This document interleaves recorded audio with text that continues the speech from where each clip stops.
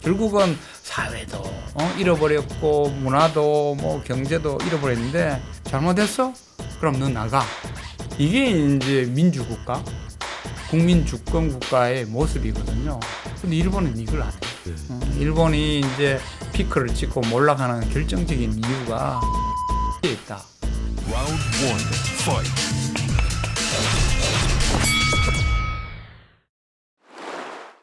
안녕하세요. 박종원의 경제한방입니다. 일본의 잃어버린 30년은 정치 때문이다. 이런 지적도 굉장히 많은데요. 자, 이번에는 일본의 정치 문제를 좀 다각도로 들어보다 보도록 하겠습니다. 서울대 일본연구소장이신 이 국제대학원 김현철 교수님과 함께하겠습니다. 안녕하세요. 안녕하세요. 네, 일본 경제 잃어버린 30년 이게 다 뒤에 정치 때문이다. 이런 지적에 대해서는 어떻게 생각하시나요? 저는 이제 일본 경제에 대해서 20년 이상으로 이제 서울대에서 강의를 하고 5년 이상 일본 연구소 소장을 하고 있기 때문에 정치, 사회, 문화 뭐 하다못해 뭐 그 한류 아니면은 뭐 오타쿠 그런 게임까지도 이렇게 알고는 있는데 제가 말씀드리기보다는 일본 학자들이나 다른 학자들이 왜 일본 경제에 있어서 정치가 문제가 되는지를 분석한 좋은 책들이 한국에 많이 나와 있습니다. 이거는 이제 동경대학의 요시미 교수라는 굉장히 뛰어난 교수님이 지난 30년간 일본이 잃어버렸다. 어디에서 잃어버렸냐? 정치, 경제, 사회, 문화 다방면에 걸쳐가지고 아주 세세하게 분석해 놓은 글작인데요. 이분의 결론이 정치가 문제다. 결국은 사회도 잃어버렸고 문화도 뭐 경제도 잃어버렸는데 이 정치가 결국은 이제 발목을 잡더라라는 거고요. 또 하나가 이제 미국의 유명한 싱크탱크의 분이 이제 마지막 정점을 찍은 일본이라는 피크 자펜이라는 이 책도 결국은 정치다. 네. 일본이 이제 피크를 찍고 몰락하는 결정적인 이유가 그 정치에 있다. 이런 거를 여러분이 읽어보셔도 이 경제에 있어서조차도 이게 정치가 얼마나 중요한지를 같이 느끼실 수가 있을 겁니다. 네, 일본 정치 문화가 우리나라랑 너무 달라갖고 아니 어떻게 이렇게 이웃 나라인데도 이렇게 다르지? 정말 그렇게 깜짝깜짝 놀랄 때가 있는데 최근 들어서 일본을 정말 흔들었던 이슈 아베 전 총리의 사망인데 일본이 국장을 어떻게 할지 갖고 일본에서도 논란이 됐고 이 개념 자체가 잘 이해가 안 가는데 이게 뭐 일본의 특유한 문화인가요? 어떤 건가요? 예, 뭐 정치도 다르고 문화도 다르고 여러 가지 다른 점이 너무나 많거든요. 장례 문화도 마찬가지입니다. 우리는 장례식에서 유족분들은 슬픔을 표시하는 게 문화고 일본은 슬픔을 감추는 게 일본 문화거든요. 네. 아베 수상이 저격당했을 때 그 아키오 부인이 절대 눈물을 안 보이지 않습니다. 네. 이건 일본 문화예요. 오. 그리고 우리는 수상이 죽었는데 그 우리 같으면은 뭐 크게 하면서 외부 사람도 조문할 수 있는 그런 걸 하지만은 그 일본의 경우는 아베 수상이 죽었을 때 그냥 가족장으로 간단히 치렀거든요. 근데 이제 또 하나 강조드리고 싶은 거는 일본의 경우는 이게 국장에 대한 다른 배경이 있어요. 그래서 국장은 이제 군국주의 산물이었거든요. 이게 전쟁에 지고 나서는 이게 없애버렸습니다. 네. 국장이라는 게 법 자체가 없어졌어요. 그렇지만서도 이제 국장이라는 게 굉장히 국가적인 의미가 있는 예절이기 때문에 한 번 했었습니다. 그 요시다 수상이라고 진짜 일본 정치에서는 걸출한 분인데요. 이분이 이제 한 일은 두 가지입니다. 하나는 패전국이 미국과 국교 정상화를 이룬. 그러니까 이제 대외 관계에서는 엄청난 큰 일을 한 거죠. 더 중요한 건 일본의 경제 성장에 있어서 이분은 뭐 걸출난 업적을 이루어신 분이기 때문에 이분이 돌아가셨을 때 국장을 했었어요. 그런데도 일본 국민들 속에는 반발이 많았습니다. 그래서 그 이후에는 한 번도 안 하다가 네. 이번에 이제 아베 수상이 이제 국장을 하게 되는 그런 상황이 된 거죠. 그래서 국장을 국민 절반 이상이 반대한다 이런 뉴스들이 나왔던 거군요. 그럼에도 불구하고 그럼 기시다 총리가 국장을 이렇게 추진하려는 배경 뭔가 좀 노림수 같은 게 있는 건가요? 정치적으로도? 정치공학적으로는 이게 하나 이제 좋은 카드였어요. 왜냐하면은 이제 아베는 일본 정치 파벌 중에 최대 파벌입니다. 그런데 지금 수상인 기시다는 최소 파벌이에요. 최소 파벌. 네.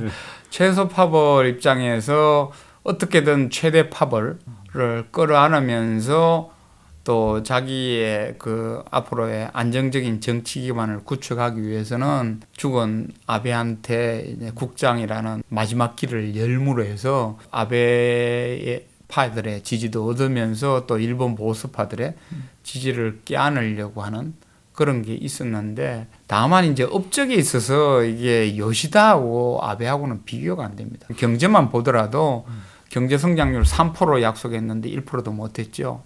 물가 상승률 2% 약속했는데 그것도 달성 못했죠. 오히려 지금 이제 아베노믹스의 후유증 때문에 국민들은 지금 죽을 맛인데 왜 국장해? 네.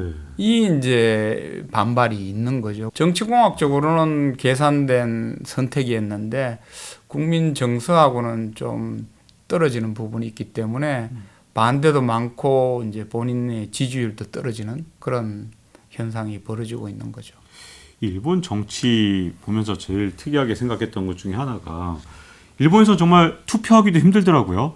이 정치인 이름을 한자로 정확하게 써야 되고 이거 틀리게 쓰면 무효표 되고 아니 이거 투표를 하라는 거야 말라는 거야 그런 생각이 들 정도인데 일본만의 특이한 정치 문화가 일본 경제에도 뭔가 좀 작용을 했다 이런 시각도 있다면 일본 정치의 가장 큰 문제 어디에 있다고 보십니까? 저는 이제 경제 전문가이기 때문에요. 일본 정치가 어떻게 일본 경제를 망가뜨리는가에 이제 초점을 맞춰서 이제 말씀드리려고 하는데요. 잘 나가던 그 일본 경제가 결국은 버블 발생과 붕괴로 이제 추락한 결정적인 계기가 1985년 플라자 합의거든요. 1985년이 그 미국과 일본의 패권 전쟁이었어요.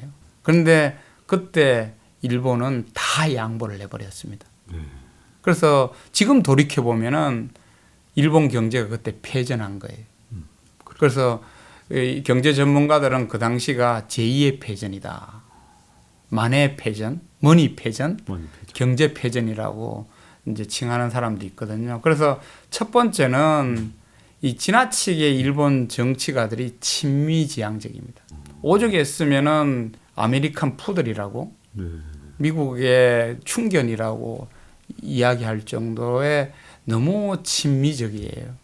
그러다 보니까 이제 플라자 합의와 같은 합의를 이제 받아들이게 된 거죠. 일본 경제 하시는 분들은 야 제발 미국에 대해서 노해라. 제발 노해라. 이게 이제 일본 경제 그 지도자들의 메시지였거든요. 그래서 노할 줄 아는 일본. 이게 이제 일본 경제 지도자들이 계속 정치가들한테 요구하는 그런 거고 또 하나는 그렇게 플라자 합의에서 일미 경제 전쟁에서 패했다 하더라도 그 이후에 이제 경제 정책을 잘 했으면은 버블이 발생하거나 버블이 붕괴되지 않았을 거예요. 그런데 이제 경제 정책이 이제 실패를 한 거죠. 더 잘못한 거는 뭐냐면은 그 버블을 일시적으로 그냥 붕괴시켜 버렸습니다. 소위 경착륙시켜 버리는 거죠. 경제를 그렇게 엉망으로 만들었으면은 책임은 져야 되지 않습니까? 그런데 일본은 이제 이 책임지지 않는 구조가 이제 만들어지면서 경제에 있어서도 경제 실정에 대해서 아무런 책임을 안 지는. 그러면은 국민들은 정권 교체라는 선택 수단이 있습니다. 시켰는데 잘못했어? 그럼 너 나가. 이게 이제 민주국가, 국민 주권 국가의 모습이거든요. 근데 일본은 이걸 안 해요. 왜냐하면은 한 번은 있었습니다. 2008년 글로벌 금융위기에 때 이제 그 경제 샥이 왔고 그때 자민당이 경제 운영을 잘못했어요. 그래서 국민들이 야 자민당 아웃, 자 야당 들어와라고 했는데 이게 야당도요. 이 수권 경험이 있어야지 이제 운영을 하는데 한 4, 50년간 수권을 한 번도 해본 경험이 없으니까 정권을 잡고 나서 이거 정권을 어떻게 운영하는지를 몰랐어요. 그래서 3년 만에 경제 운영을 이제 잘못하는 바람에 국민들이 도저히 너는 안 돼. 라고 해가지고 아웃시켰는데 그다음부터는 이제 자민당이 들어와 가지고 하다 보니까 경제 때문에 한 번만 정권 교체가 있으니까 이게 책임지지도 않고 정권 교체가 되더라도 경제를 운영할 준비가 안 돼 있는 정권 교체는 그건 굉장히 위험한 정권 교체거든요. 그러다 보니까 이제 그 일본 경제의 입장에서 가장 그 문제가 되는 게 무책임. 그 책임 안진 구조의 대표적인 게 정권 교체가 없는 정치 시스템. 네. 이게 이제 일본 정치 경제의 가장 큰 문제 중에 하나죠. 우리나라 같은 경우는 정부를 비판하는 데 대해서 굉장히 자유롭잖아요. 도대체 일본은 보면 언론 자유도도 굉장히 떨어지고 네. 또 일본 언론만 보면 항상 일본 정부를 찬양하는 네. 그런 상황. 그리고 시민 사회 단체나 아니면 뭐 지식인층의 비판도 거의 없는 이런 특이한 구조가 된 이유가 있을 것 같은데요. 일본의 정치나 시민사회나 언론의 문제점이거든요. 뭐 우리는 뭐 대통령이든 뭐든 잘못됐다 그러면 잘못됐다 그러고 잘하면 잘하다 그렇고 우리는 조선 때부터 그 왕조 체제지만은 이게 군신이라는 강력한 집단이 있어가지고 왕도 그냥 날려버리는 그런 강한 그게 있지 않습니까? 언론도 마찬가지예요. 일본 언론은 이제 국제 언론 지수를 보면은 우리보다 미치거든요. 네. 우리보다 또 민주주의 정도에 있어서도 우리보다 미치예요. 우리 언론은 강하게 비판하고 강하게 대안도 제시하고 이러는데 일본 언론들은 가만히 있지 않습니까? 네. 저는 이제 경제 전문가이기 때문에 경제계하고 정치계의 관계에 굉장히 주목하거든요. 경제계의 수장이 정치계의 한 사람이 잘못된 이야기를 하면은 야, 그거 잘못됐어. 이게 건전한 관계거든요. 네. 일본은 사실은 전후 고도 경제 성장기에는 그 구조가 있었습니다. 거꾸로 예전에는요. 예전에는 있었어요. 소위 창업 세대 네. 이들이 이제 정경련이라는 조직을 만들고는 정치가들한테 내가 사업을 통해서 보국을 하겠다라고 해가지고 지금 경제 그렇게 하면 안 돼. 그리고 플라자 합의 때도 야 노아해라고 했잖아.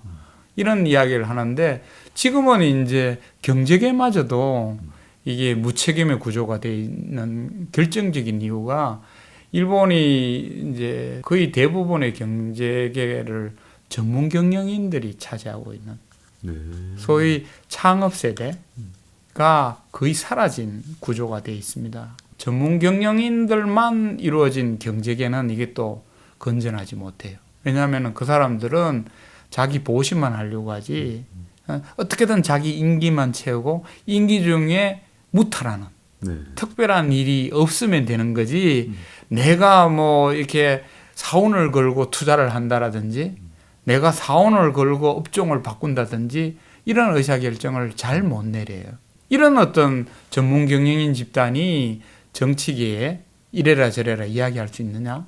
없는 거죠. 경제계도 너무 안정화되면 안 됩니다. 정권 교체가 정치를 건전하게 하는 것처럼 경제계도 기존 산업은 중에는 몰락하고 새로운 산업이 일어나야 되고 그 속에 또 전문 경영인도 활동해야 되지만은 또 새로운 창업 경영진들이 나서 이런 활발한 이 선순환이 이루어져야지 이 경제계가 또 정치계하고 또 건전한 긴장관계 속에 함께 발전할 수 있는 이런 구조가 되는 거거든요.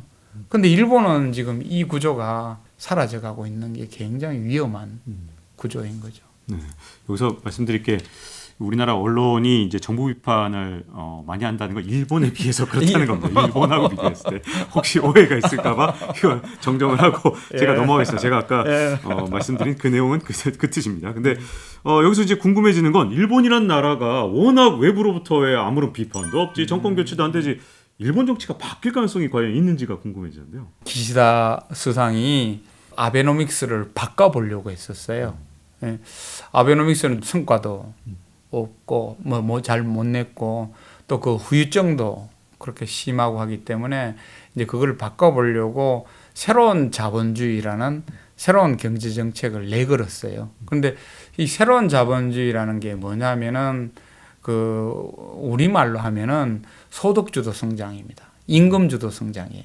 아베노믹스가 기업주도 성장 정책을 취했거든요.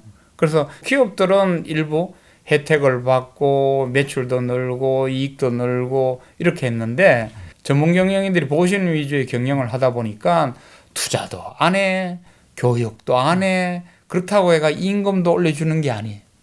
그러면은 기업만 이렇게 돌아가는 경제 구조니까 이게 이제 문제가 있는 거죠. 그래서 이게 기시다 수상은 이 문제점을 알고는 자, 아베노믹스의 기업 주도 성장은도 하지만은 임금을 올려 가지고 그 소비도 진작시키고 그걸 통해 가지고 기업의 투자도 끌어들이는 그래서 이제 이 임금과 소비와 또 기업과 그 혁신 이익을 같이 돌리는 선순환 이제 경제 시스템을 만들려고 새로운 경제 정책을 내놨는데 이제 당내에 있는 그 주류 보수파들은 야, 아베 정책을 왜 수정하려고 해? 이런 어떤 견제가 들어오니까 새로운 자본주의도 이제 꼬리를 내리고 있는 거거든요. 네. 그래서 이게 이제 조금 전에 말씀드린 리더십의 문제입니다.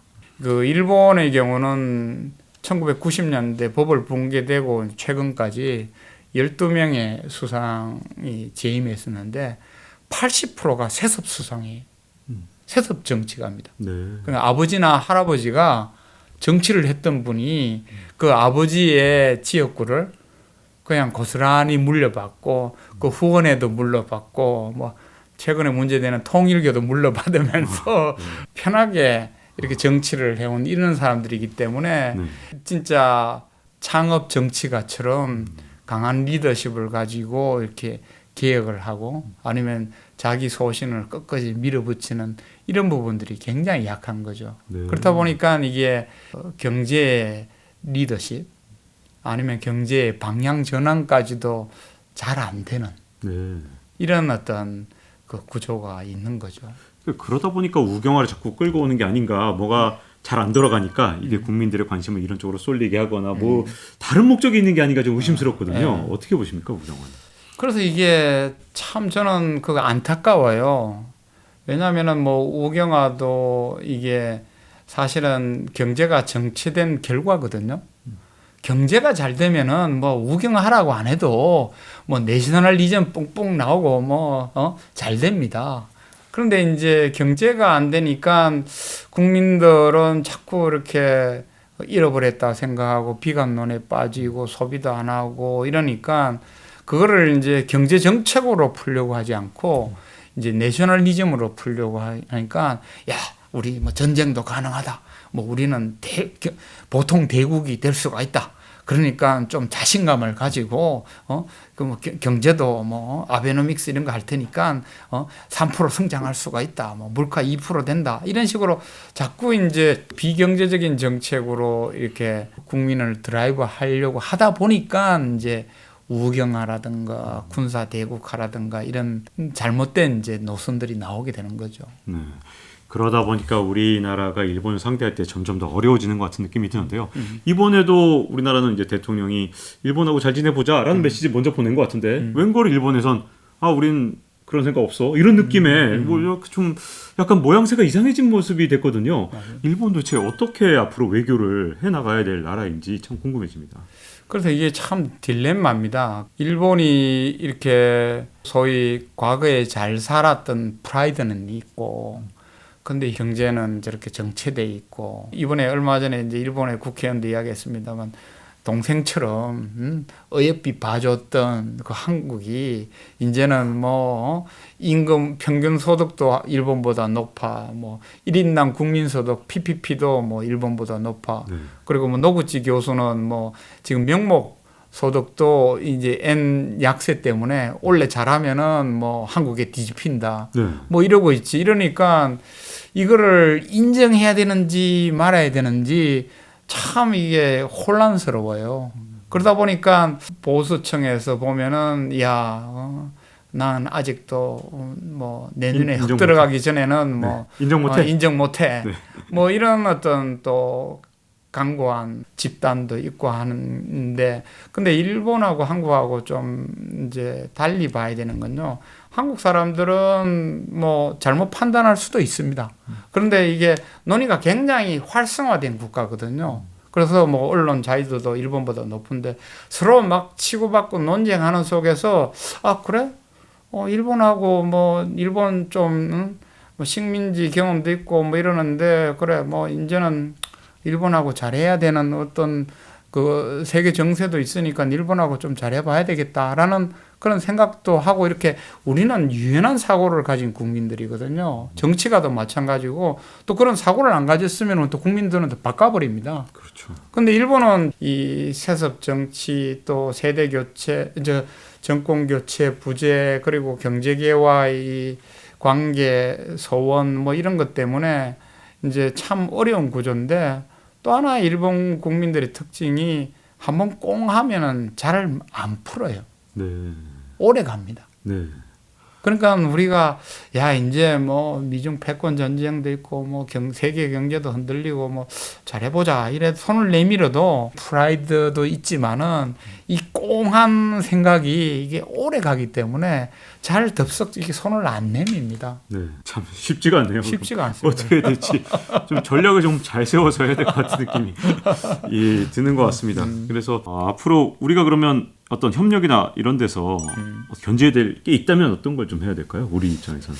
오히려 내재적 조건으로 일본을 굉장히 잘 알아야지 그 우리가 일본하고 관계도 잘 할 수가 있거든요. 또 일본은 아주 다른 국가고 또 대국이기 때문에 그들을 우리만의 사고 가지고는 이제 대응할 수가 없습니다. 일본의 어떤 그 구조를 이해하는데 굉장히 중요한 책이 이 시라이라는 교수가 쓴 그 영속 패전론입니다. 네. 이거는 뭐 일본에서도 여러 가지 상을 받았는데 이거는 이제 일본을 굉장히 비판적으로 분석한 책이에요. 네. 그렇기 때문에 우리한테는 굉장히 도움이 됩니다. 일본을 칭찬한 책도 굉장히 많은데 그것도 물론 우리가 공부를 해야 되지만은 일본을 안에서 비판한 책이 이제 이런 책이기 때문에 우리는 이런 책을 굉장히 열심히 봐야 되는 거거든요. 일본을 전후를 너무 잘 분석한 친구예요. 이 친구의 핵심은 제가 누누이 강조합니다만 무책임의 구조가 어떻게 발생했는가를 설명하는 거예요. 네. 그 단적인 예가 여러분도 아시다시피 이제 일본은 8월 15일 날 패전일을 패전일이라고 하지 않거든요. 네. 종전일이라고 합니다. 오. 그 우리 기자님 왜 종전일이라고 하는지 이유 아세요? 패전한 걸 좀 감추고 싶어서 그렇죠. 네. 이게 이제 무책임한 구조인데요. 오히려 패전을 감추기 위해서 종전이라는 말을 쓴다는 거예요. 근데 뭐를 감추려고 하는가 하면은 일본의 정치 구조에 있어서요. 패전을 인정하는 순간 지금의 세습 정치가들은 자기들의 할아버지의 책임을 인정해야 되는 구조로 갑니다. 네.